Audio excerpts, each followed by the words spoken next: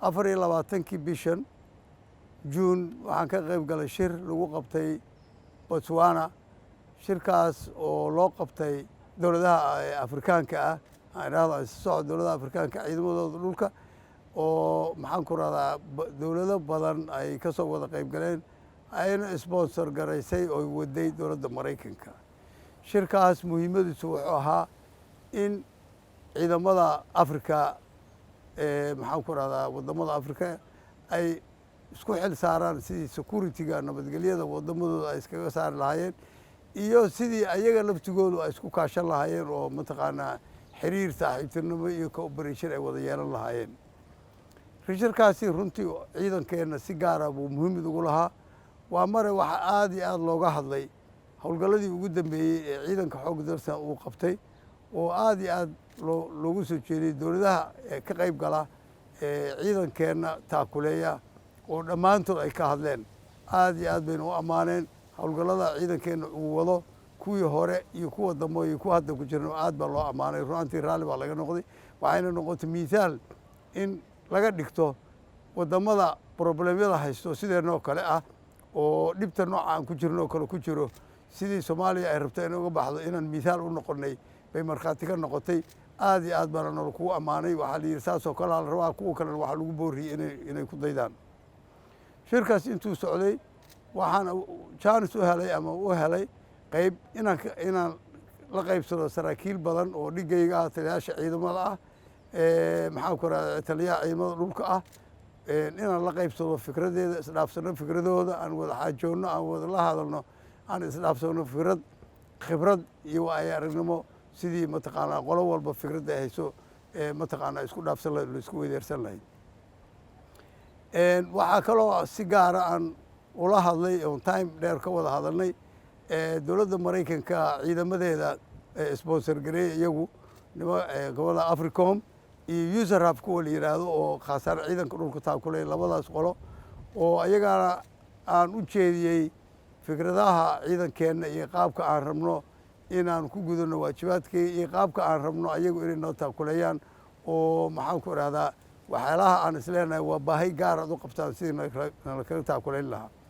waxaana aad iyo aad amaan ugu soo jeedinayaa qaas ahaan dowladda Maraykanka runtii sida quruxda badan ama ammaanta mudan oo ay ficiladii iyo wixii aan samaynay ay ugu turjumeen ayna ugu sheegeen adduun weynaha dowladda Soomaaliya siday waajibkeeda uga soo baxayso iyo gaar ahaan ciidankeedu ugu soo mataqaan u gudanay waajibaadkiisii oo miisaalna la kaga dhigay. aad baan mahad ugu celinayaa Maraykanka. waxaan aaminsanahay mahaddaas la iskama kaayasiinay waa la muuqanay waa u qalanay ciidanka iyagana ammaan buu ka keenay howlgalladii abaabulkii iyo isku xirkii iyo tirakoobkii iyo howlihii badnaa ee dowladdu qabatay ee ciidanka lagu sameeyey oo badankooda miisaal noqday sida loogu baahan yahay in laiskugu xiro oo ciidanku waajibaadkiisa u gudto.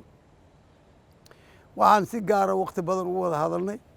maxaan ku rahdaa ciidamada Maraykanka ninka u qaabilsan khaasaan ciidanka dhulka taliska asaga iyo taliskiisa General Cooper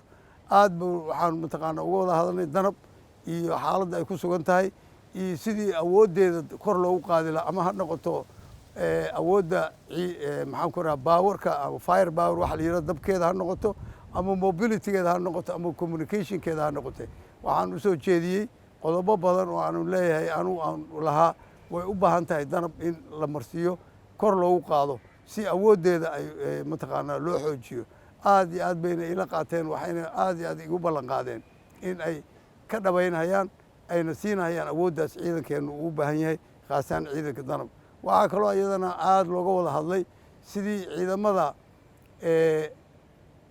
operationka markaas aan ku jirin ee la rabo inay meeshii operation laga sameeyey ay la wareegaan xilkaas sidii ayagana loo qalabayn lahaa oo wax alle waxay u baahan yihiin loo siin lahaa khaas ahaan siday mataqaanaa meesha markii operationka ciidamadii operationka fuli ay ka tagaan ee ayagu ay ku haraan qaabka ay isku daafici lahaayeen qaabkay u taakulayn lahaayeen ciidanka iyo qaabkii ay wada shaqayn ula yeeli lahaayeen local booliiska la rabo inay hadhowti marka dambe ay gacanta ku dhigto. ayagana aad baan iskula garanay wax weyn bay u dareensanay waana qaabka ugu weyn ee aan isleenahay waxqabadka iyo hawsha hadda socota wax weyn baa laga qaban karaa. marka taasna waa isla garanay. waxaan aad iyo aad iyadana sidoo kale ula xiriirnay waddankii host nationka Botswana oo maxaan ku rahaa madaxdoodii iyo iyaguba nala qaatay ka mid ahaa ciidamadii ka qayb galay maxaan ku rahdaa 73 74 waddamadii dalkan ciidamada keenay ka mid ahaayeen waxaa la kulmay saraakiil waagaas timid Soomaaliya oo Soomaaliya timid ayagana waxaan ka codsannay iskuulaad aad u fiican bay qabaan tababaradaas ayaguna inay naga taakulayaan wixii mataqaanaa nolol tababari karo dhinaca tababarka ay naga taakulayaan ayagana aad iyo aad baan isku afgaranay aad iyo aad bay raalli uga noqdeen diyaar baynu u ahaayeen inay mataqaana wixii tababar ee annaga is leenahay waad uga baahantiin ayna siiyaan waxaan is leeyahay marka rabaa in ciidanka xoogga dalka kula dardaarmo yacni ammaantu ma iska timaado